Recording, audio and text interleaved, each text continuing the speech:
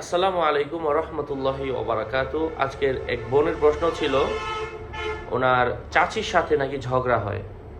কেন ঝগড়া হয়?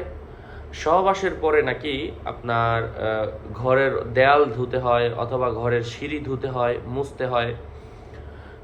তো আসলে এই সহবাসের পরে কি করতে হয় আর কি করতে হয় না, কি করতে হবে আর হবে না, এই বিষয়গুলো আমাদের অনেকেরই অজানা। এই বিষয়টা নিয়ে বোনের প্রশ্ন, তাছাড়া আমরা এই বিষয়টা নিয়ে আরও কিছু জানবো, যেন আমাদের এ বিষয়ে প্রশ্নগুলা মনের অজানা প্রশ্নগুলা দূর হয়ে যায়। অথবা প্রশ্ন আছে কিন্তু আমরা জিজ্ঞাসা করার কোনো লোক পাচ্ছি না, সেক্ষেত্রে তাদের জন্য আজকের এই ভিডিওটা হতে পারে সুন্দর একটি প্রশ্নের জবাব। যাই হোক, ধৈর্য ধরে শেষ পর্যন্ত শুনতে হবে।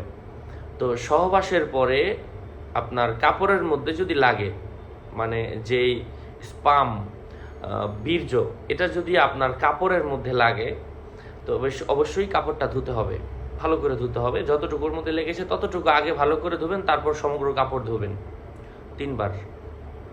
ঠিক বিছানার চাদরের একই কাজ। চাদরের যে অংশের মধ্যে লেগেছে অথবা কয়েক জায়গায় লেগেছে, ওই জায়গাগুলো আগে আলাদাভাবে ধোবেন, তারপরে সমগ্র কাপড় ধোবেন, সমগ্র চাদর ধোবেন। কারণ হচ্ছে যদি আপনার ভালো করে না ধোন, তো এই নাপাকিটা কিন্তু সব জায়গায় ছড়িয়ে পড়বে। ঠিক কেউ যদি ঘরেও সহবাস করলো না, ঘরে করলেও কিন্তু ফ্লোরের মধ্যে, তো সেক্ষেত্রে ফ্লোরের মধ্যে যদি বীর্য পড়ে, সেক্ষেত্রে ফ্লোরটা মুছে দিবেন, ভালো করে মুছে দিবেন। যেখানে পড়েছে ওই জায়গাটা ভালো করে মুছে দিবেন, তারপরে আশপাশে মুছে দিবেন। কিন্তু আপনার বীর্য যেখানে লাগে নাই সেটা তো আর নাপাক হবে না, এই ঘর তো আর নাপাক হচ্ছে না। তারপর আপনার ওয়াল ধুতে হবে না, সিঁড়ি ধুতে হবে না। আর যদি অন্য কোনো জায়গায় কোনো কিছু না লাগে, আপনি বীর্য বের হলো কিন্তু কোনো জায়গায় কোনো কিছু ভরলো না, বিছানার চাদরের উপর আলাদা আপনাদের একটা কাপড় ব্যবহার করেছেন, যার কারণে কোনো জায়গায় কোনো কিছু লাগেনি, তো চাদরও ধোয়ার দরকার নাই, নিচেও ধোয়ার দরকার নাই, কোনো কিছু ধোয়া দরকার নাই।